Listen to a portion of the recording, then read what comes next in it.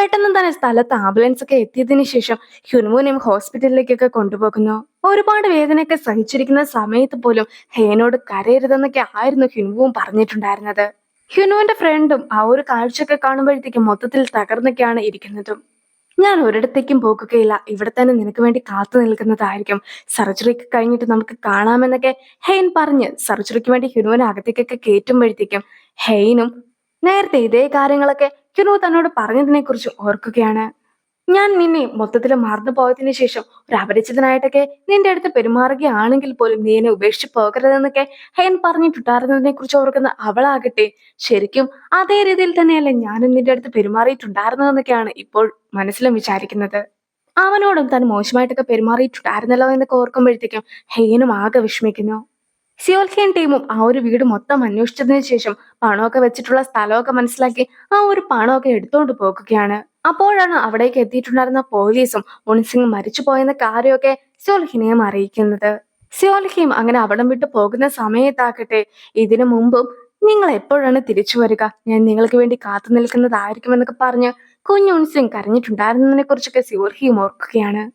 ഇപ്പോഴാകട്ടെ ഹെയ്ന്റെ അമ്മയും പണ്ടത്തെ ആൽബം ഒക്കെ എടുത്ത് നോക്കുകയാണ്.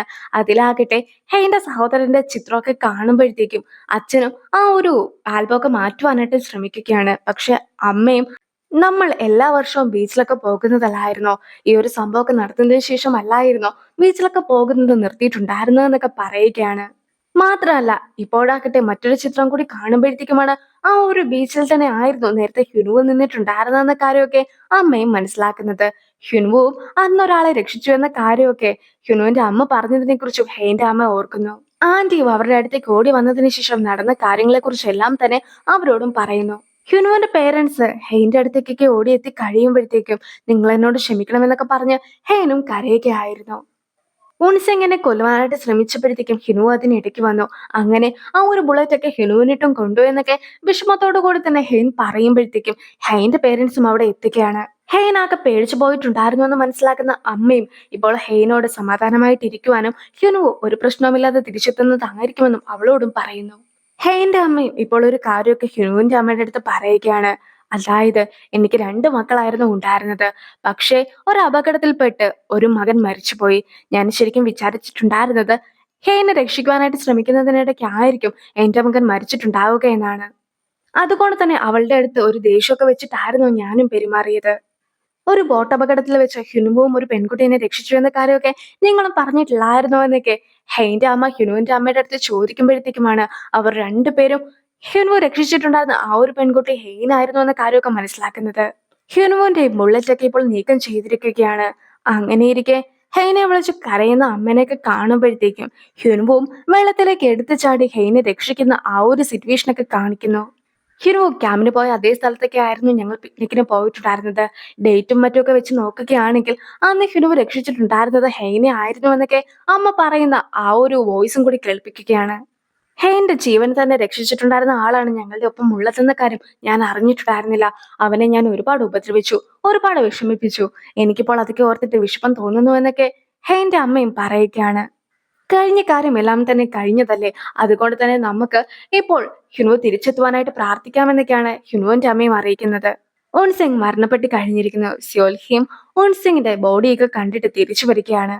എന്റെ മകന്റെ കൈവശം 15% ഷെയർ ഒക്കെ ഉണ്ടായിരുന്നതല്ലേ, അതെല്ലാം തന്നെ എന്റെ പേരിലേക്ക് ട്രാൻസ്ഫർ ചെയ്യുക. മകൻ മരിച്ച സ്ഥിതിക്ക് ആ ഒരു ഷെയർ എല്ലാം തന്നെ എന്റേതല്ലേ എന്നൊക്കെയാണ് അഡ്വക്കേറ്റിന്റെ അടുത്തും സിയോൽഹി ചോദിക്കുന്നത്.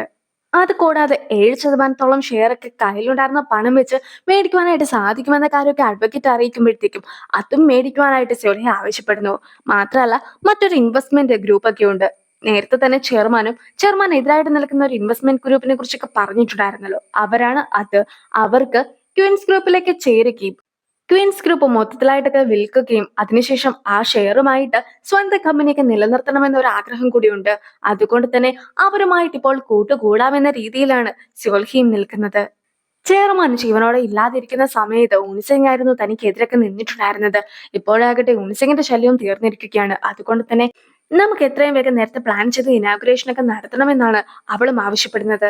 ഹ്യുനുവിന്റെ ശരീരത്തെ പരുക്കുകളൊക്കെ മാറുവാൻ കുറെ ദിവസമൊക്കെ എടുക്കുമെങ്കിൽ പോലും സർജറി ഒക്കെ സക്സസ് ആയിരിക്കുകയാണ്. അതുകൊണ്ട് തന്നെ ഇപ്പോൾ എല്ലാവരും ഒരുപാട് ഹാപ്പി ആയിരിക്കുന്നു.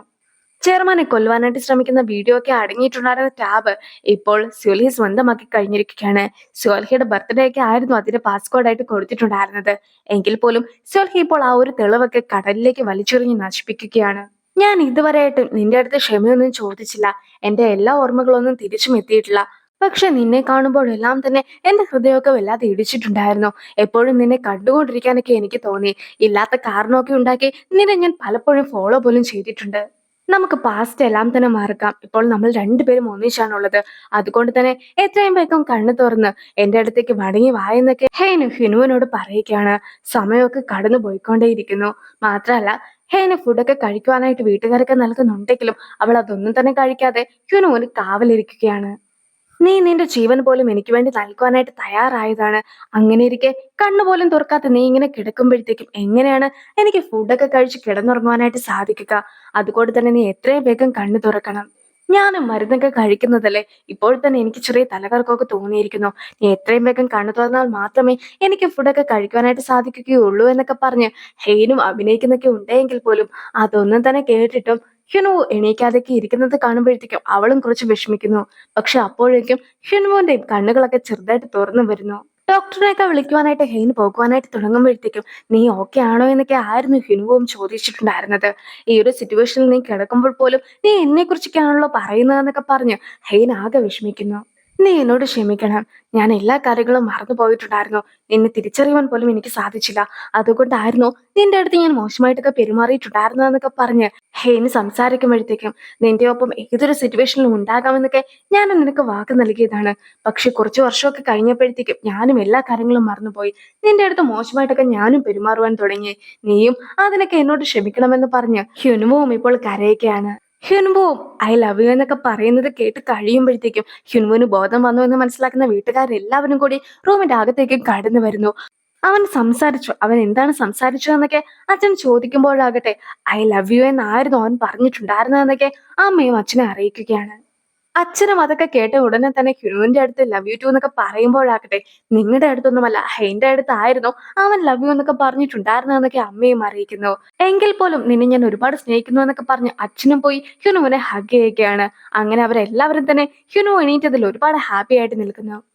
ഇപ്പോൾ കമ്പനിയിലൊക്കെ നിൽക്കുന്ന സമയത്താകട്ടെ ഒരു ഡ്രാമ സെറ്റിലൊക്കെയാണ് താൻ ഉള്ളതെന്ന രീതിയിലാണ് തനിക്ക് തോന്നുന്നതെന്നൊക്കെ ആയിരുന്നു സോച്ചോളുടെ സെക്രട്ടറി പറയുന്നത്. അതൊക്കെ കേട്ട ഉടനെ തന്നെ കിമ്മും കിരീടത്തിന് വേണ്ടിയിട്ടുള്ള ഒരു പോരാട്ടമായിട്ടാണ് എനിക്ക് ഇതിനെ തോന്നുന്നത്. ഇതിന്റെ ഇടയ്ക്കാകട്ടെ പലരും കൊലപാതകങ്ങൾ പോലും നടത്തുന്നു. എന്തായാലും ഒരു ഹിസ്റ്റോറിക്കൽ ഡ്രാമ പോലെയാണ് തനിക്കിത് തോന്നുന്നതെന്നൊക്കെ കിം പറയുമ്പോഴാകട്ടെ ഇത് ശരിക്കും ഒരു മെലോ ഡ്രാമ പോലെയാണ് എനിക്ക് തോന്നുന്നതെന്നായിരുന്നു സെക്രട്ടറി ഞാൻ പറഞ്ഞിട്ടുണ്ടായിരുന്നത്. സ്നേഹിക്കുന്ന പെണ്ണിനെ രക്ഷിക്കുവാനായിട്ട് ശ്രമിക്കുന്ന ഒരു വ്യക്തിനെയാണ് തനിക്കിതിൽ കാണുവാനായിട്ട് സാധിക്കുന്നതെന്നൊക്കെ സെക്രട്ടറിനെ പറയുമ്പോഴാകട്ടെ ക്വീൻസ് ഫാമിലിക്ക് തന്റെ സ്വത്തും കാര്യങ്ങളൊക്കെ തിരികെ കിട്ടുമെന്ന സംശയമാണ് ഇപ്പോഴും സൂചോണിലെ സെക്രട്ടറിക്കൊക്കെ ഉള്ളത്. സുഹൃത്ത് ബന്ധവും സ്നേഹവും വിശ്വാസവും വിനയവും ഒക്കെ ഉള്ളത് ആരുടെ കൂടെയാണോ അവരായിരിക്കും ഏറ്റവും കൂടുതൽ പവർഫുൾ ആവുക.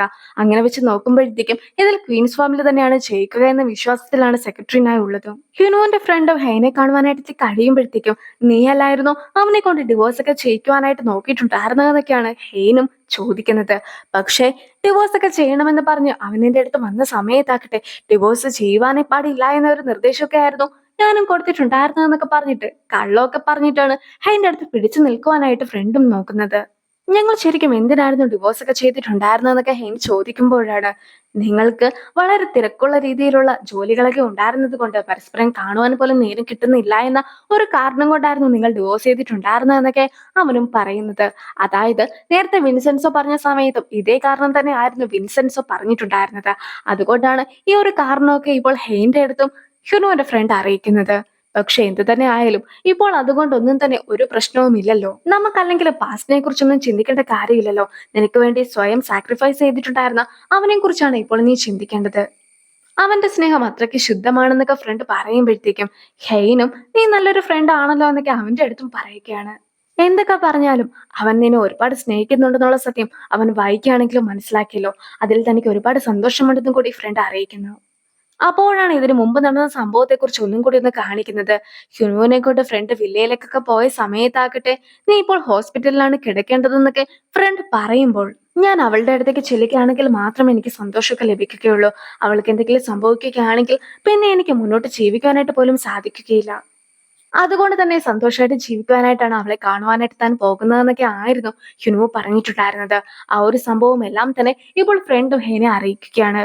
ആ ഒരു സീനോട് കൂടി ഈ ഒരു വീഡിയോ അവസാനിപ്പിക്കുന്നു. അടുത്തൊരു വീഡിയോ ആയിട്ട് ഇത്രയും വേഗം കാണാം. ബൈ.